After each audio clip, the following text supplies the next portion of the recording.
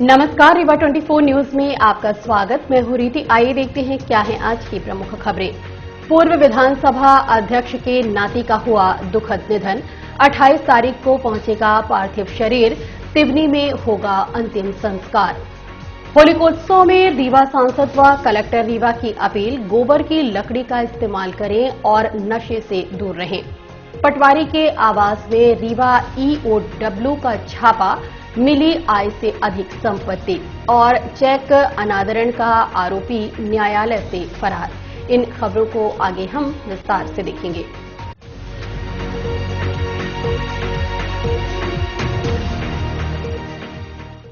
पूर्व विधानसभा अध्यक्ष स्वर्गीय श्रीनिवास तिवारी के पोते विवेक तिवारी उर्फ बबला का उपचार के दौरान दिल्ली के एम्स हॉस्पिटल में आकस्मिक निधन हो गया। जानकारी के अनुसार 28 तारीख को रीवा पहुंचेगा पार्थिव शरीर। विंध्य क्षेत्र के कद्दावर नेता व कांग्रेस पार्टी के पूर्व विधानसभा अध्यक्ष स्वर्गीय श्रीनिवास तिवारी के बड़े पोते डॉक्टर विवेक तिवारी उर्फ बबला का किडनी की बीमारी के चलते दिल्ली के एम्स अस्पताल में सुबह शनिवार को 11:30 बजे निधन हो गया। कांग्रेस नेता विवेक तिवारी को लीवर और किडनी में इन्फेक्शन होने के चलते एक पखवाड़े पहले उपचार हेतु दिल्ली के अस्पताल में भर्ती करवाया गया था। उनके स्वास्थ्य में लगातार गिरावट हो रही थी। डॉक्टरों द्वारा लगातार वेंटिलेटर पर रखकर उपचार किया जा रहा था।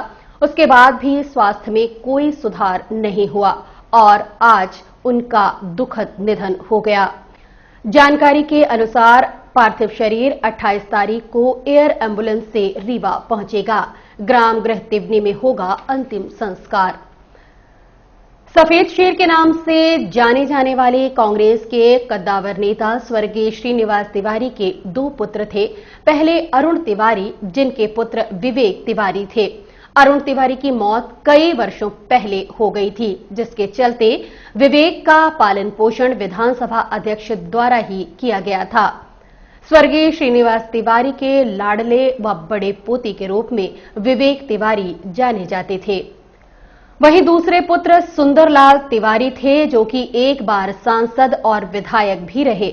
63 वर्ष की आयु में दिल का दौरा पड़ने से 11 मार्च 2019 को उनका भी दुखद निधन हो गया। जिनके पुत्र राज तिवारी हैं, जो कि 2019 में कांग्रेस पार्टी से सांसद प्रत्याशी के रूप में चुनाव लड़ चुके हैं और आगे भी उनकी राजनीति जारी है। स्वर्गीय विवेक तिवारी भी 2008 में विधानसभा में चुनाव लड़ चुके थे। वहीं उनकी पत्नी कांग्रेस पार्टी से 2018 में विधानसभा चुनाव लड़ चुकी हैं और आज भी राजनीति में सक्रिय हैं। विवेक तिवारी की आकस्मिक मौत से रीवा सहित विंध्य क्षेत्र की जनता आहत है।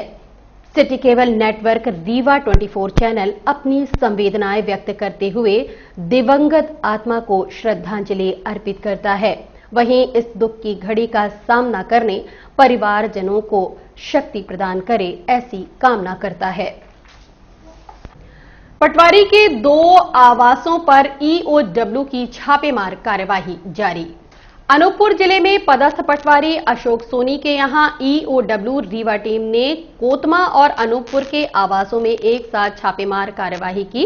अभी तक सर्चिंग में ईओडब्ल्यू द्वारा रीवा, सीधी, अनूपपुर सहित कई जिलों में जमीन खरीदी के दस्तावेज, 3 लाख रुपए की ज्वेलरी, 8 पासबुक, कई एफडी, 4 पहिया 2 पहिया वाहन, एलआईसी के दस्तावेज जब्त किए हैं। आगे अभी भी कार्रवाई जारी है। कार्यवाही में पाया गया है कि 13 साल की नौकरी से होने वाली आय से कई गुना संपत्ति आरोपी ने अर्जित की है। इस मामले को लेकर संबंधित अधिकारी से सिटी केबल नेटवर्क रीवा 24 के संवाददाता अमित पांडे ने बात की।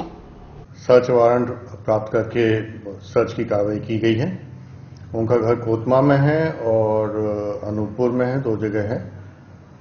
अभी जो प्रारंभिक सर्च में जो जानकारी मिली है, वो कई एकड़ जमीन उनकी अनूपपुर में, सीधी में एवं आसपास के जिलों में मिली है। इसके अलावा इनके यहाँ अभी 3 लाख से ज्यादा की ज्वेलरी मिली है, मारुति स्लेडियो गाड़ी मिली है, कई 8 बैंक की पासबुक्स मिली हैं और कुछ एफडीज मिली हैं, कुछ एलआईसी की पॉलिसीज मिली हैं अभी छापे की कार्रवाई चल रही है और इनकी तैनाती 2007 में हुई थी और मात्र 13 साल में ही इन्होंने काफी अकूत संपत्ति इकट्ठी कर ली है। भ्रष्टाचार के आरोप पहले भी इन पर रख चुके हैं और निलंबित भी हुए हैं, कई जांचें हुई हैं इनकी और पुलिस अभी जांच कर रही है और इसकी लगातार कार्रवाई चल रही है। कब तक जांच पूरी हो जाएगी? सर्च की कार्रवाई है, आज अभी चल रही है और शाम तक दोनों घरों में संभावित है कि पूरी तलाशी के कार्य। चेक अनादरण का आरोपी चकमा देकर न्यायालय से हुआ फरार। जिला न्यायालय एवं व्यवहार न्यायाधीश वर्ग 2 के न्यायालय से चेक अनादरण का आरोपी चकमा देकर फरार हो गया। न्यायालय में पदस्थ लिपिक प्रदीप सिंह द्वारा चेक अनादरण का आरोप लगाते हुए लालमणि पांडे के खिलाफ सिविल लाइन थाने में 138 के तहत मामला पंजीबद्ध करवाया था, जिसका वारंट भी जारी किया गया था। 26 मार्च को न्यायालय में पेश हुआ, लेकिन आरोपी को जब न्यायालय से जमानत न मिल पाने की भनक लगी तो न्यायालय परिसर से फरार हो गया। इस संबंध में सिटी केबल नेटवर्क रीवा 24 के संवाददाता अमित पांडे ने एडवोकेट राजीव सिंह शेरा एवं थाना प्रभारी सिविल लाइन ओमकार तिवारी से बात की। एक केस दर्ज है अशोक शर्मा वर्सेस लालमणि पांडे। वो निगोशिएबल इंस्ट्रूमेंट एक्ट मतलब चेक बाउंस का मुकदमा है, जिसमें अशोक शर्मा ने लालमणि पांडे के विरुद्ध मुकदमा दर्ज कराया था वर्ष 2013 में, जिसका प्रकरण क्रमांक 1846/13 है। उस प्रकरण में 2 बार पहले जमानत करा चुके थे लालमणि पांडे जी, उसके बाद 2 बार वो जमानत के पश्चात फरार हो गए थे।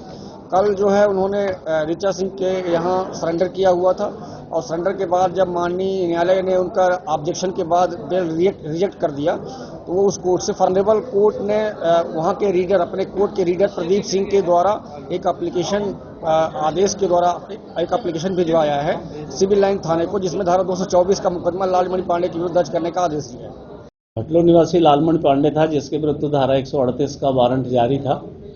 उसने माननीय न्यायालय में समर्पण किया था और जैसे ही उसका जेल का वारंट बना, उसकी जमानत नहीं हो पाई तो न्यायालय से भाग गया है। न्यायालय से सूचना मिलने पर आरोपी के विरुद्ध धारा 224 का प्रकरण पंजीबद्ध कर उसकी तलाश की जा रही है। मध्य प्रदेश ऊर्जा विकास निगम एवं शिक्षा विभाग रीवा एवं कल्पना कल्याण समिति के संयुक्त तत्वावधान में आयोजित ऊर्जा संरक्षण एवं प्रबंधन के माध्यम से चयनित शासकीय विद्यालयों में गठित एनर्जी क्लब के तहत ऊर्जा दक्ष उपकरणों का वितरण कार्यक्रम मार्तन क्रमांक 1 में किया गया। इसके साथ साथ कार्यक्रम में उपस्थित लोगों को नशा मुक्ति की शपथ भी दिलाई गई। शहर के उत्कृष्ट मार्तंड स्कूल प्रांगण में रीवा सांसद जनार्दन मिश्र के मुख्य आतिथ्य में मध्य प्रदेश ऊर्जा विकास निगम, शिक्षा विभाग एवं कल्पना कल्याण समिति के संयुक्त तत्वावधान में आयोजित ऊर्जा संरक्षण एवं प्रबंधन के माध्यम से चयनित शासकीय विद्यालयों में गठित एनर्जी क्लब के तहत ऊर्जा दक्ष उपकरणों का वितरण कार्यक्रम का आयोजन मार्तन क्रमांक 1 विद्यालय के प्रांगण में आयोजित किया गया। इस दौरान चयनित लोगों को ऊर्जा दक्षता उपकरणों का वितरण किया गया। साथ ही साथ उपस्थित लोगों को नशा मुक्ति की शपथ दिलाते हुए नशे का बहिष्कार करने की बात कही गई। साथ ही नशा मुक्त भारत अभियान में योगदान देने की शपथ भी दिलाई गई। इस संबंध में रीवा 24 के संवाददाता अमित पांडे ने सांसद जनार्दन मिश्रा व रीवा कलेक्टर इलैया राजा टी से बात की। दुनिया को गर्मी से बचाने के लिए इतना प्रयास कर रहे हैं। हर साल पर्यावरण को लेकर के पूरी दुनिया के हजारों लोग इकट्ठा होते हैं किसी न किसी शहर में। भारत को भी घेरा जाता है, 29% जंगल चाहिए अपने को। भारत में कितने जंगल हैं, कितने % जंगल है, हम उस पर लक्ष्य की ओर धीरे धीरे बढ़ रहे हैं और जिस तरह से जंगल के क्षेत्र का विस्तार हो रहा है, हम बहुत ही जल्द 29% के लक्ष्य को प्राप्त करेंगे। अक्षय ऊर्जा के क्षेत्र में पहले हमारा काम बहुत अच्छा नहीं था तो हमको घेरा जाता था, लेकिन अब ये सूर्य पुत्रों का क्लब बना करके पानी, हवा और सूरज की रोशनी से हमने जिस तेजी से अक्षय ऊर्जा का काम किया है, चीन के बाद नंबर 2 पर अब इस समय अक्षय ऊर्जा के उत्पादन को लेकर के हमारी स्थिति है। दुनिया हमें घेर नहीं पा रही तो हमको घेरा इस वर्ष पिछले साल कि धान के पौधे से जो गैस निकलती है वो कार्बन डाइऑक्साइड दूसरे कार्बन डाइऑक्साइड से दुगनी चौगुनी नुकसानदेह, इसलिए भारत को धान की खेती कम करनी चाहिए, धान के रकबा को घटाना चाहिए। इस तरह से हमारी गहराई दुनिया में होती। तो एक और कुछ नहीं मिला तो धान के पौधे रोको, धान का तुम रकबा बंद करो। हिंदुस्तान जंगल बढ़ा रहा है, अक्षय ऊर्जा में काम कर रहा है, तो इसको घेरा कहां जाए? तो धान की खेती का रकबा तय करो। हिंदुस्तान की इतने से ज्यादा रकबा में आप धान की खेती नहीं कर सकते। तो ये थोड़ा सा आदमी रूप से करें। विकास हमारा यहाँ है, जब भी पड़े तो हमको है ना सोलर पावर प्लांट को सभी स्कूलों को बच्चों को विजिट करा देना चाहिए। एनर्जी एफिशिएंसी के बारे में ना मालूम होना चाहिए लोगों का कि एक तो गिफ्ट है हमारे लिए, बट गिफ्ट के साथ साथ नॉलेज होना इंपॉर्टेंट है। क्या है सोलर एनर्जी, सोलर एनर्जी में फायदा क्या है। और हम कोई भी हमेशा बोलते हैं energy save is an energy generated. अब कितने एनर्जी आप सेव कर रहे हो उतना है ना प्रोडक्शन पे कमी ला रहे हो, ग्लोबल वार्मिंग में कमी आ रहा है। मतलब आपको ना एनवायरमेंट को स्पेशली इस प्रकार के रिन्यूएबल एनर्जी रिसोर्सेस हैं, मतलब कहाँ कौन सी एनर्जी को बार बार हम प्रोड्यूस कर सकते हैं, सोलर एनर्जी हो, हाइड्रो एनर्जी हो, ये सारे रिन्यूएबल है, मतलब बार बार हम लोग कर सकते हैं, डिप्लीट नहीं होगा। बट कोल बेस्ड जैसे थर्मल पावर प्लांट के माध्यम से सबसे ज्यादा हमारी इलेक्ट्रिसिटी मिलती है, और जब तक कोल मिल रहा है तब तक है कोल का पैसा बढ़ेगा तो एनर्जी का कास्ट है ना बढ़ने लगेगा। तो कहीं ना कहीं हमको धीरे धीरे धीरे हम रिन्यूएबल एनर्जी सोर्सेस में सिग्निफिकेंट लेवल पे शिफ्ट होंगे तो डेफिनेटली हम एक एनर्जी सफिशिएंट, सबको पता है एनर्जी कितने इंपॉर्टेंट है। 20 साल 25 साल पहले ना क्या सिचुएशन था, 30 साल पहले सिचुएशन क्या था, 50 इयर्स बिफोर। सो एनर्जी आज कितने भी साधन हम लोग उपयोग कर रहे हैं सारे इलेक्ट्रॉनिक आइटम्स हैं, उसको एनर्जी तो जरूरी है ही है। तो वहां हम रिन्यूएबल एनर्जी सोर्स के बारे में जाना, नॉलेज होना, एनर्जी क्लब को फंक्शनल कराना। आप लोग अपना योगदान एवं सहयोग प्रदान करूंगा करूंगी। कलेक्ट्रेट के मोहन सभागार में जिला विकास समन्वय और निगरानी समिति की बैठक सांसद की अध्यक्षता में आयोजित की गई। कलेक्ट्रेट कार्यालय में सांसद जनार्दन मिश्रा की अध्यक्षता में जिला विकास समन्वय और निगरानी समिति की बैठक आयोजित की गई। इस दौरान जल जीवन मिशन कार्य, पेयजल योजनाओं के संचालन, प्रधानमंत्री आवास लक्ष्य पूर्ति, राजस्व नक्शों के डिजिटलीकरण, मुख्यमंत्री फसल बीमा योजना, किसान सम्मान निधि योजना, कोविड टीकाकरण, कुपोषण मुक्ति समेत अन्य प्रमुख जन कल्याण योजनाओं की समीक्षा की गई। साथ ही संबंधित अधिकारी कर्मचारी को आवश्यक दिशा निर्देश देते हुए कहा गया कि कार्यों को पेंडिंग न रखा जाए ताकि समय रहते लोगों को योजनाओं का लाभ मिल सके। यदि योजनाओं को लेकर अनुबंधित ठेकेदार या कंपनी द्वारा लापरवाही की जाती है तो उन पर भी कार्यवाही कर उनके टेंडर समाप्त किए जाएं। इस बैठक में प्रमुख रूप से रीवा कलेक्टर इलैया राजा टी, निगम आयुक्त मृणाल मीणा, अभय मिश्रा सहित अन्य विभागों के संबंधित अधिकारियों की मौजूदगी देखी गई। इस संबंध में सांसद जनार्दन मिश्रा से संवाददाता अमित पांडे ने बात की।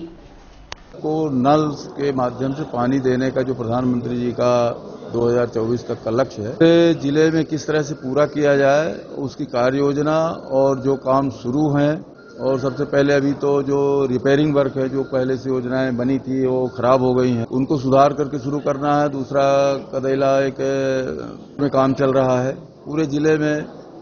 इस तरह से अभी गर्मी तक में जो पुरानी संरचनाएं हैं उनको ठीक करके और अभी इसमें देना है। उसके बाद अगला पूरे जिले के डीपीआर है, अगले साल तक में उसकी स्वीकृति हो जाएगी, तो इससे पूरे फिर जिले के लिए व्यवस्था की जाएगी। आज मुख्य रूप से ये था। बाकी जो ग्रामीण आवास है, शहरों में प्रधानमंत्री आवास बन रहे हैं, उनको जिन लोगों को पैसा मिला वो काम शुरू किया कि नहीं शुरू किया, और सड़कों की स्थिति क्या है, लोगों को जो स्ट्रीट वेंडर थे उनका पैसा वो ले रहे हैं कि नहीं ले रहे हैं, कितने लोगों को मिला, कितने लोगों का कंप्लायंस हो रहा है, ये सारी चीजें पूरा जो जन कल्याण की योजनाएं चल रही हैं उसके बारे में बात हुई है। वो युद्ध स्तर पर वो काम होगा।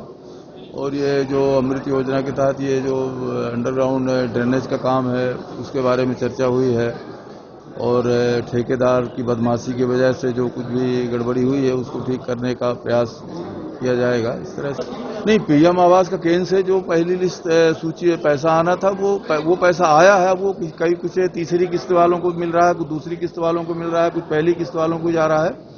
तो इस तरह से जो 1 साल तक काम रुका हुआ था वो धीरे धीरे फिर से पटरी पर आ रहा है और अब उसमें कोई कमी नहीं रहेगी। नहीं, वो अभी एलडीएम नहीं आए थे और एलडीएम अगर आते तो वास्तव में कितना पैसा वापस हुआ कितना नहीं हुआ वो स्थिति स्पष्ट नहीं हो पाई। वो अलग से उनको पत्र लिख करके वो जानकारी मांगी जा रही है। सतना जिला अंतर्गत थाना नया गांव के थाना प्रभारी को उपचार हेतु संजय गांधी अस्पताल में भर्ती करवाया गया था। हालत में सुधार न होने के चलते उपचार हेतु एयर एम्बुलेंस से दिल्ली भेजा गया। कुछ दिन पूर्व सतना जिले के नया गांव थाना प्रभारी को बगहा मोड़ के पास ट्रक ने ठोकर मार दी थी, जिसके चलते थाना प्रभारी रामविलास त्रिपाठी को गंभीर अवस्था में उपचार हेतु संजय गांधी अस्पताल में भर्ती करवाया गया। डॉक्टरों के प्रयास के बाद भी हालत में सुधार न होने के चलते आज 27 मार्च को उपचार हेतु एयर एम्बुलेंस के माध्यम से दिल्ली के एम्स हॉस्पिटल में ले जाया गया।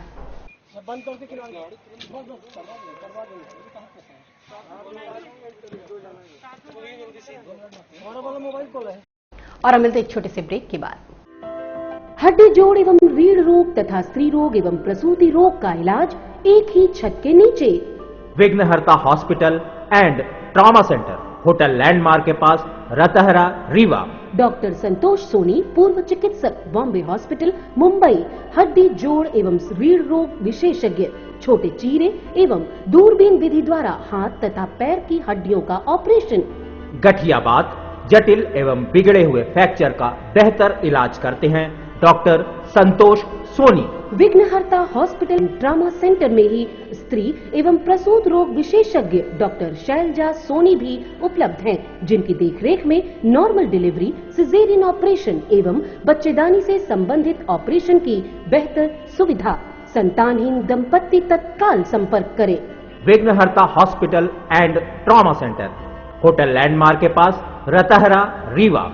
सुविधाजनक एवं सफल इलाज हेतु आज ही संपर्क करें। विघ्नहर्ता hospital and trauma centre, hotel landmark के पास, रतहरा, रीवा। मोबाइल नंबर 7828781983 अथवा 8462956774 पर।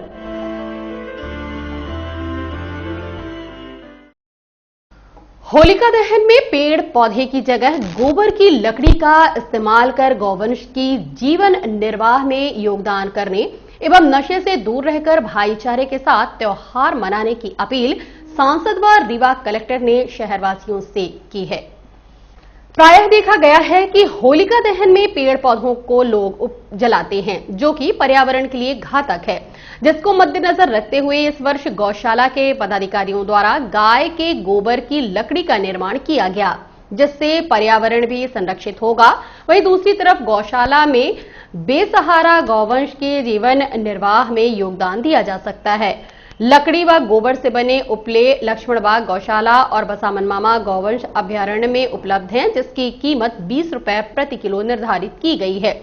साथ ही खरीदार की मदद हेतु 7974150918, 9200243665 और 6264644496 मोबाइल नंबर पर जारी की गई है, जिसके संपर्क से उपले व गोबर की लकड़ी की खरीदी की जा सकती है।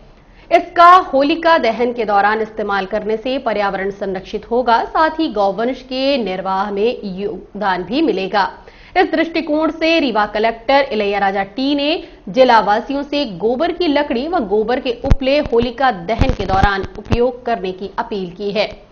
वहीं सांसद जनार्दन मिश्र ने त्योहार में नशे से दूर रहने की बात कहते हुए होली के त्योहार को भाईचारे के साथ मनाने की अपील की है कि होली प्रेम, भाईचारा और उत्साह का त्योहार है, न कि नशे में मदमस्त होने का।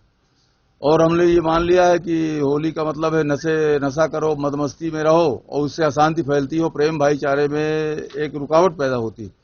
इसलिए मेरा सभी से नागरिकों से अपील है कि नशा किसी भी सूरत में एक बूंद भी नशा होली के समय न करें, जिससे जो शांति, उत्साह, प्रेम और सौहार्द का ये त्योहार अधिक उल्लास के साथ हम से मेरा केवल इतना निवेदन है कि बचो और अपना जीवन बचाओ। नहीं तो ये एक नशे की गोली पूरे जीवन भर अभिशाप बन करके पूरा जीवन खत्म कर देगी।